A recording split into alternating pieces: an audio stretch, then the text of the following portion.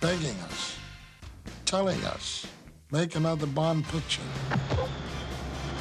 They're out there waiting for the next Bond. This goes on all the time. It goes on right now. There's only one question. How long can the success last? Meeting you with a view to a kill. Face to face in secret places.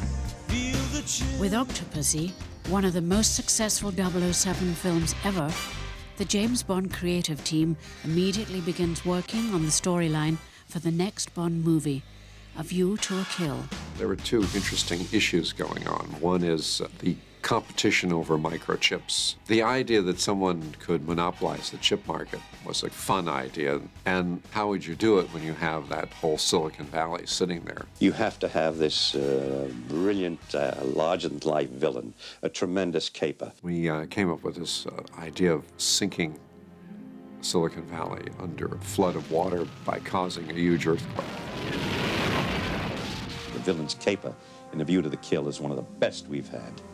One of the most unexpected and one of the most exciting. The final script features a finale involving the Golden Gate Bridge. We were in San Francisco on a recce with Barbara Broccoli, Arthur Worcester, and myself. And we saw the Fuji ship, so we contacted them and asked them if we could photograph them near the Golden Gate Bridge. As we're looking out to sea, we're on the right-hand side, and there's a little kind of hillock around there.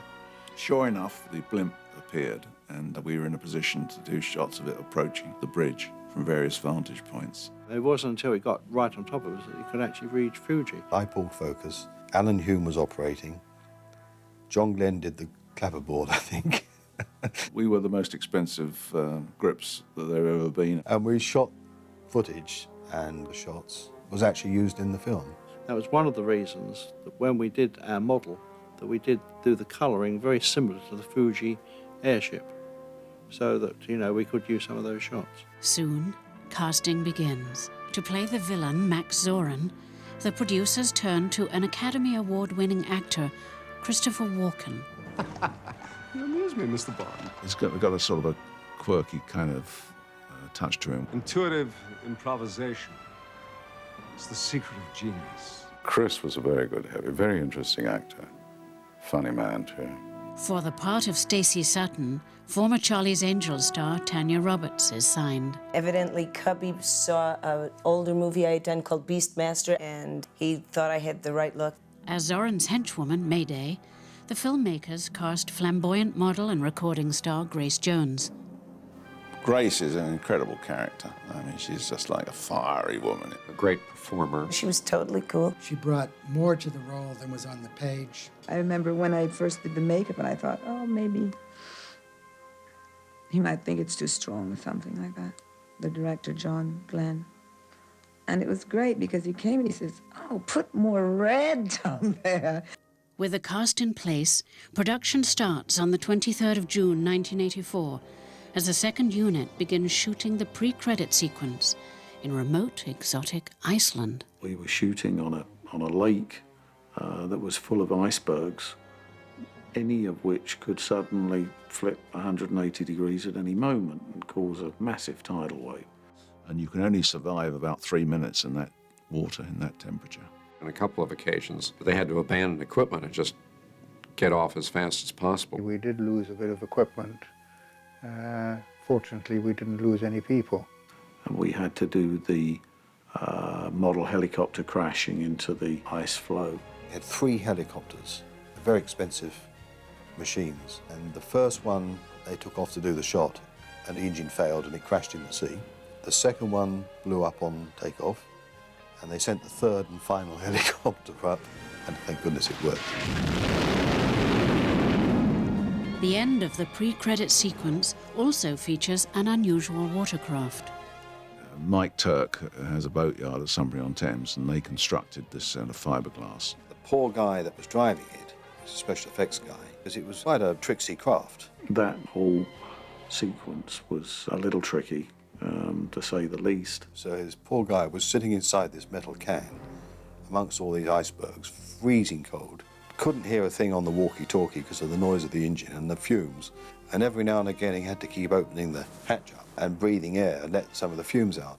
Meanwhile, far off in another part of the world, on the Piz-Palu Glacier in Switzerland, another unit works under the direction of champion skier Willy Bogner. The scene is capped by an exciting stunt performed by Steve Lincoln. It was always fascinating to me when new things happen in sports and say, well, that's something that nobody's ever really seen. And we just came up to the idea to use the front runner of a snowmobile as a snowboard. And we wrote the whole sequence around that gag. Meanwhile, back in England, production designer Peter Lamont makes plans to build the huge Mindset on Pinewood's 007 stage as soon as it is vacated by Ridley Scott's film Legend. One lunchtime, I'd gone down to a local pub with, strange enough, a pal of mine who was the production manager on the film Legend. And a phone call came through for him to say 007. For a new 007 stage, the first unit travels to Paris to shoot scenes involving spectacular stunts. The challenge is really to put on the screen what is written. I mean, in this case here, in order to escape, the heavy has to jump off the top of the Eiffel Tower. We like to go to exotic locations, but when we get there, we like to do something different. We like to jump off the Eiffel Tower with a parachute. So it's just not see the monument, it's actually engage the monument in some way. Michael Wilson and Cubby wanted to know what was necessary to do the stunt properly. I told them we wanted to make lots of hot air balloon jumps, and I did this with a friend of mine, Don Caltweet, and he and I made 22 jumps from the hot air balloon over a period of weeks, and we videoed each one, and we would see how far we fell and what our body position did, what the chute did. The problem with the Eiffel Tower as a jumping platform is that the top is very small, but the bottom is very large, so it slopes away, slopes outwards very quickly. This is only 930 foot tall, and you would be hitting steel at about 450 feet. You needed to get out a ways. Well, Michael's technical background really helped. I did a little integral calculus. 32 feet per second and all of this. I said to him, you got about tell him you got 3.5 seconds, that's about when you're gonna pull it, that'll be fine. He's not just a suit back home, he's very much hands-on and knows what he's talking about. Pretty soon we had a very consistent way of opening up 3 seconds down and opening on heading. We were getting all the bugs worked out. The way we ended up doing the timing is the wind in our ears was our altimeter. When it got to a certain pitch from 0 and just picked up, you knew that's where 3 seconds was. And I promised my wife I'd do 10 jumps that opened up perfectly before I went to the Eiffel Tower. The question is to get the permission to do it. Being a film unit, we wanted to do everything wrong. We wanted to drive the wrong way up a one-way system and beside the Seine and do stunts there. Authorities in Paris didn't in fact give us permission to shoot in Paris. I was very fortunate in having a French production manager who was extremely adroit and very good at dealing with the local authorities. We had to convince them that we could have a jump from the Eiffel Tower. There were 31 or 32 separate authorities who had to attend this meeting because they had to deliver some input before the sequence could work. So we had the maritime police, the aviation police, the tower police, the park police, and the street police. He went down and had it all worked out mathematically, and he said, this is when I'm going to pull the thing. And I said, fine. So he got permission. Even with official permission, the situation remains delicate. We're all set to go, and suddenly 2 people went up and jumped off the Eiffel Tower, a man and a woman. They leapt off the top of the Eiffel Tower unauthorized and landed and got arrested. And that, we thought, was going to compromise our position. I had a call from the administration of Eiffel Tower saying maybe people have heard what you were going to do, and it already gave ideas, and we can't give you the permission because of that. So everything was cancelled. Put the whole project in jeopardy. And we said, we're sorry, but we don't know who that was. This has nothing to do with us. And we convinced them that we should forget this episode and that we would do it the right way. Filming commences with B.J. Worth parachuting from a helicopter for Mayday's landing on the boat in the River Seine. The first jump, I went down onto one knee and didn't look very graceful, no pun intended, landing on the boat. But the second one, I was able to get over the engines and then drive full speed forward and land on the boat to make a more graceful landing. And over the period of 6 or 7 jumps, I got quite a ways down the river, and they were able to use this where it looks like Mayday is flying along the river, and then Bond chases her with his car, and then she ends up landing on the boat.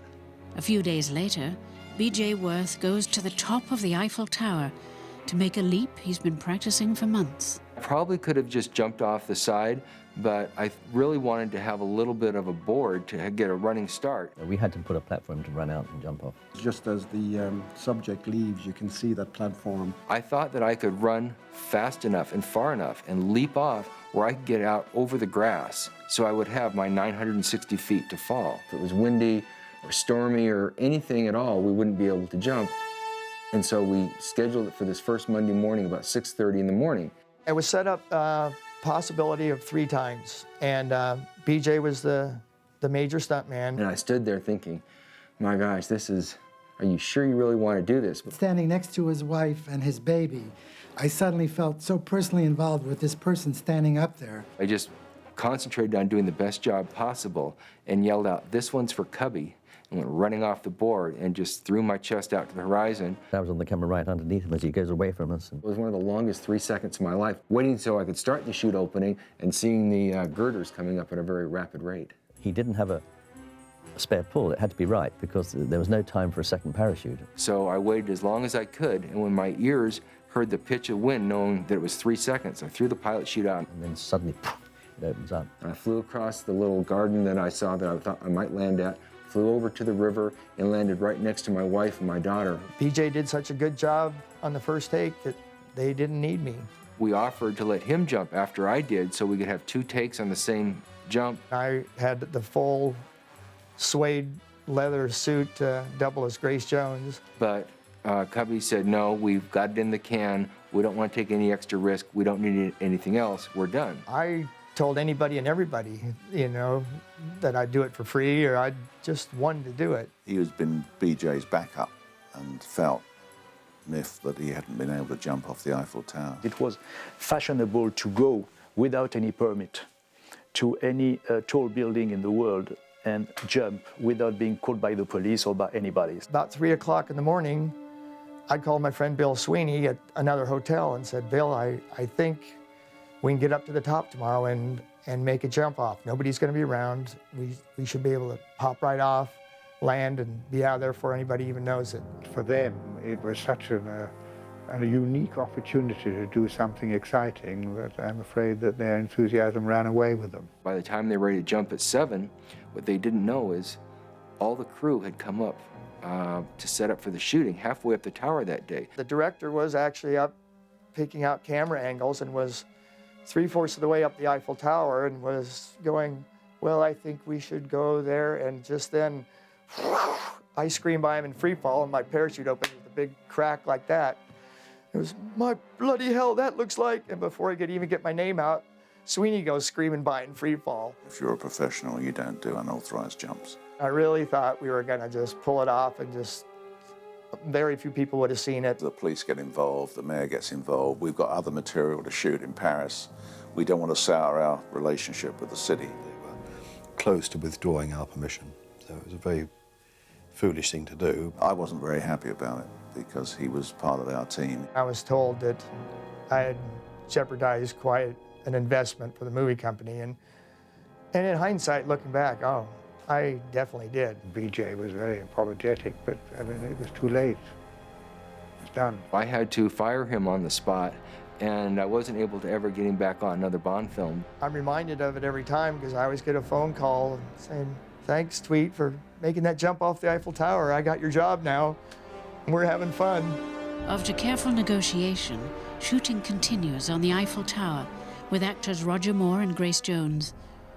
Grace Jones literally throws herself into her character's role.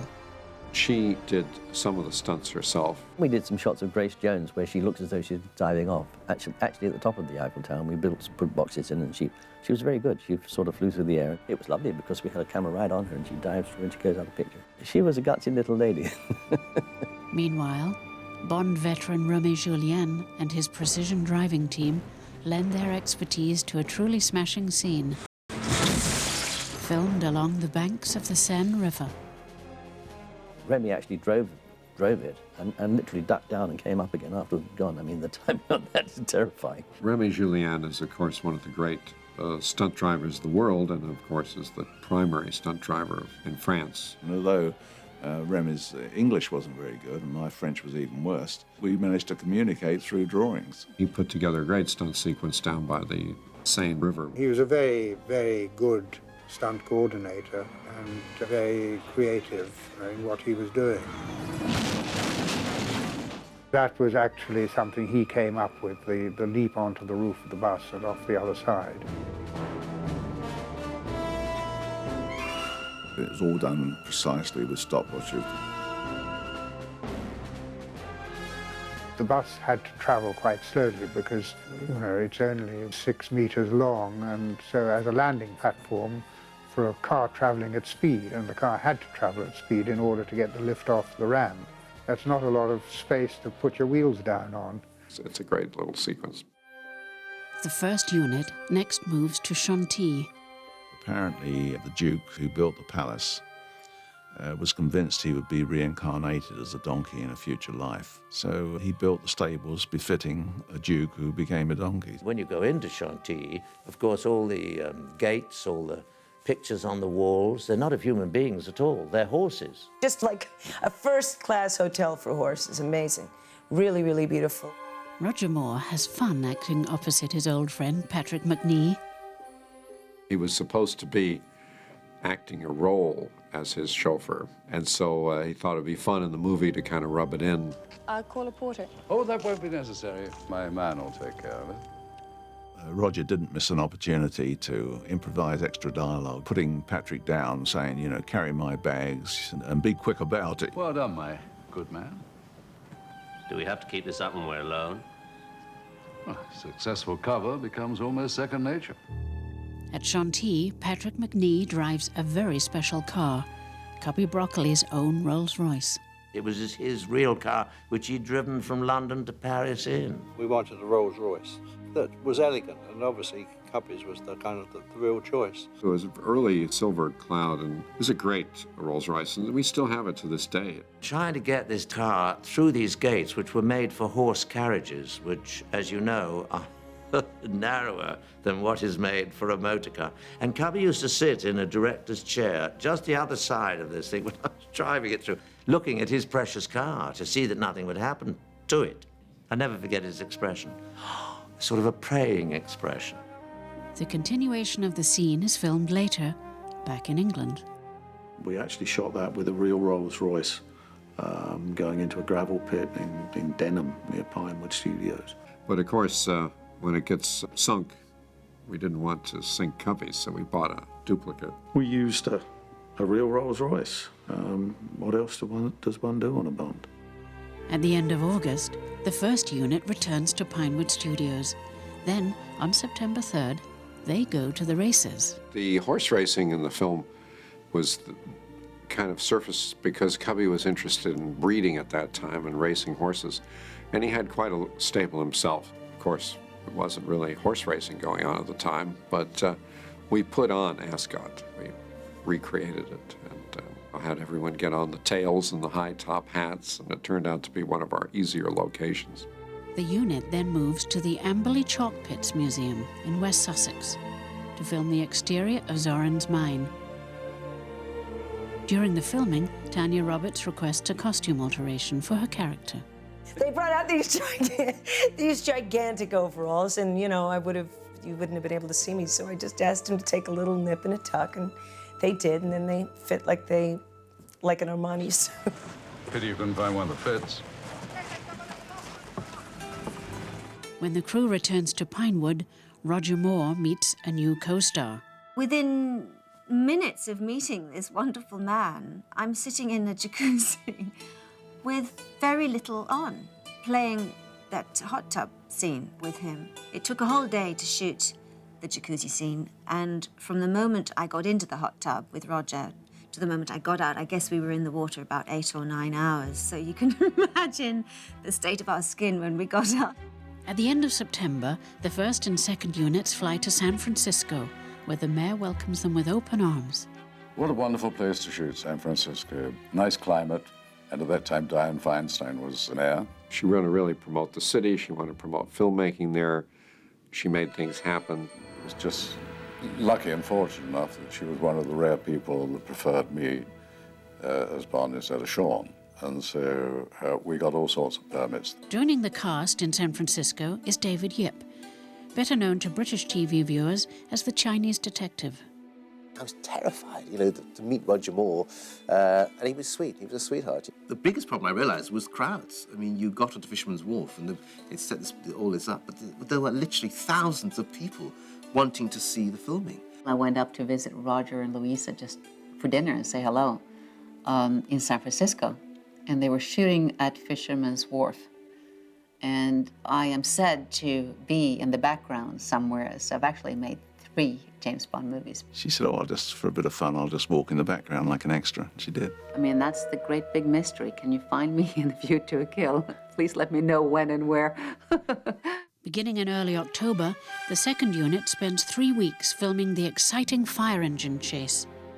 Arthur Worcester was given the task of shooting a lot of the night material of the fire engines. We did something like 4 weeks of nights. I mean, I was directing and photographing, and I was liking a quarter of a mile a night. The fire department, once they got over the initial shock of doing a chase with one of their engines, were very cooperative. Had great fun driving fire engines. That gives you such a sense of power. You have to drive that thing with that wow siren. Driving a fire truck, I mean, it's every kid's dream, isn't it? Raise the bridge? Right now? I had visions of the fire truck leaping the bridge when it's virtually up to its highest. We had to do the jump at a very high speed, just about as fast as that fire engine could possibly go, which is about 80 miles an hour. We all had our fingers crossed. It flew across and the suspension just shattered on it, I mean, when it landed the other side. When I finished that, I was on my knees. It was a very tough shoot, actually. Meanwhile, on October 6th and 7th, the first unit set San Francisco's City Hall ablaze.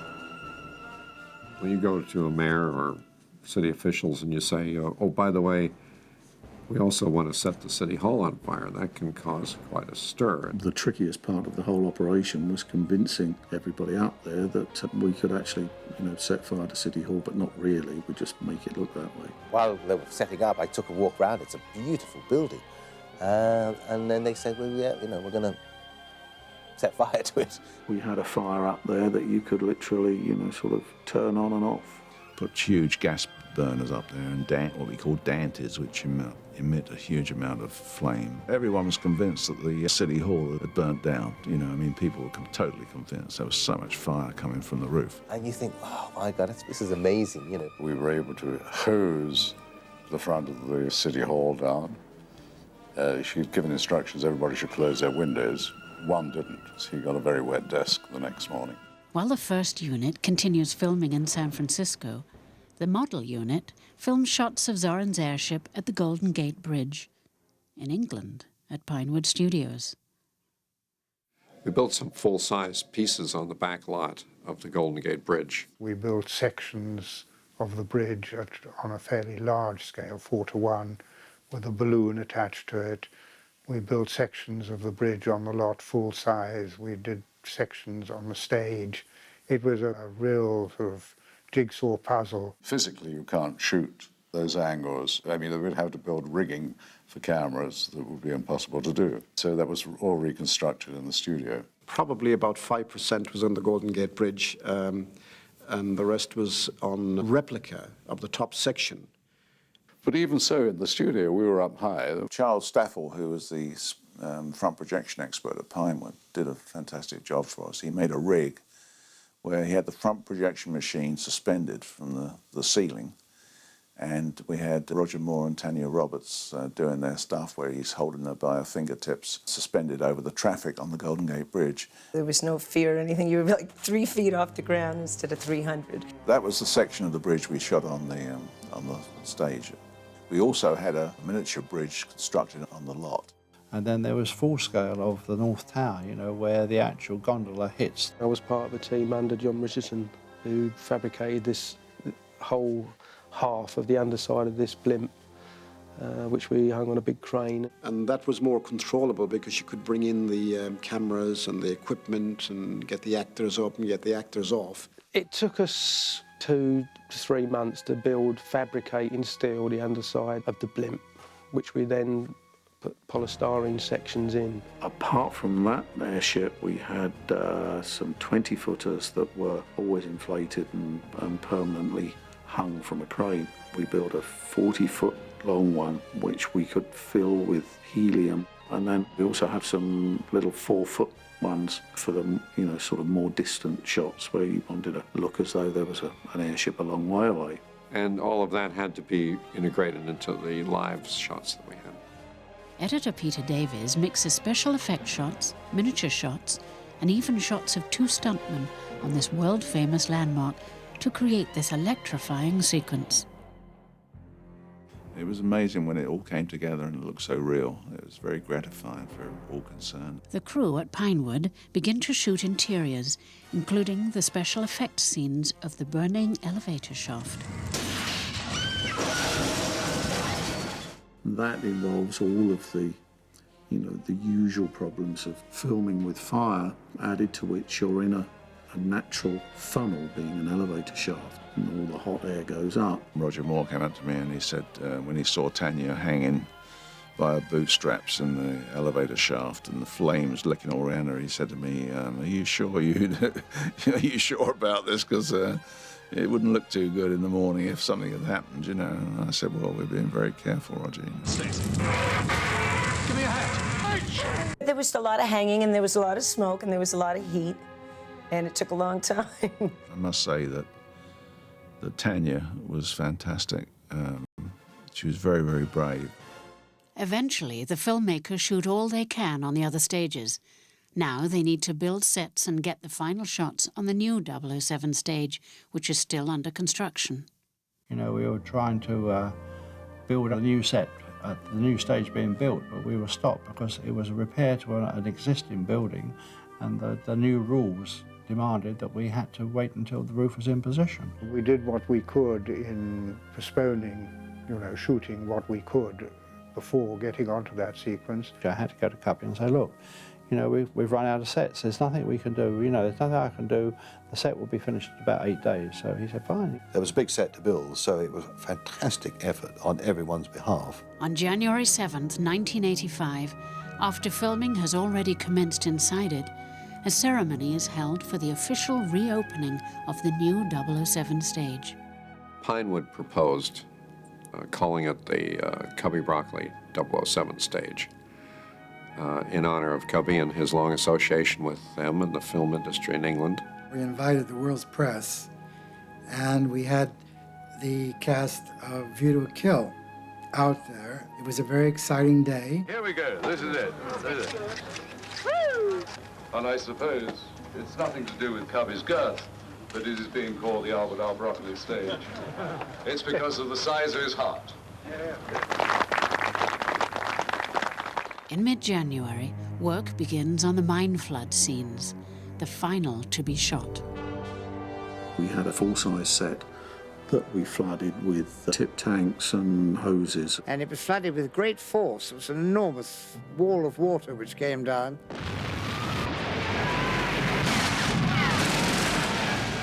I had to be swept into a little hut, and it was unbelievably powerful, this current of water. It swept me right past the hut. I would put people on cables so you could pull them and get that feeling that they were really being driven by the water. On the set, Grace Jones gets more than she bargained for. I didn't warn Grace when the mine was flooded that I'd put in various sparking effects, which are supposed to be electrical cables hitting the water and arcing. She screamed. All the screams you hear are perfectly genuine. She was convinced she was going to be electrocuted. And afterwards she said, you so-and-so, blank, blank, blank, you didn't warn me that you'd fix those things in. And I said, well, we got the reaction, didn't we? After overcoming the obstacles of shooting in some of the world's most challenging locations, the filmmakers then returned to San Francisco to premiere the film in true James Bond style. I had a check for $100,007, and I made a jump from a helicopter, flew into City Hall, and landed there and was going to give the check, and did to Roger Moore, and then he gave it to Mayor Feinstein. So it was quite a day. With the film finished, Roger Moore makes a bittersweet decision. When they start running out of actors old enough to look as though they could be knocked down by Bond, and leading ladies are your mother's age when you started making Bond, then it's time you move on. Roger felt, more than anyone else, that the time had come to gracefully say bye-bye. I think that it was Roger's decision. It was not Cubby's or MGM-UA's or anyone else. It was Roger who said, I think I've had enough. I think this is the end of the road. Let's part friends. He'd been saying for some time, getting a bit long in the tooth to be doing this James Bond stuff. He was well over 50 at the time, and he was looking forward to us recasting. A View to a Kill becomes one of the biggest box office hits of 1985 and marks the end of an era for one of the screen's most popular 007s. I think Roger is the great man of the Bonds. He'd walk on the set and just do it. Roger keeps the atmosphere very relaxed. Whenever he walked on the set, the whole crew would be lifted because he was just a carefree sort of guy. He was a pleasure to work with. He had a great sense of humor and a lot of charm. He's one of the best light comedians in the world.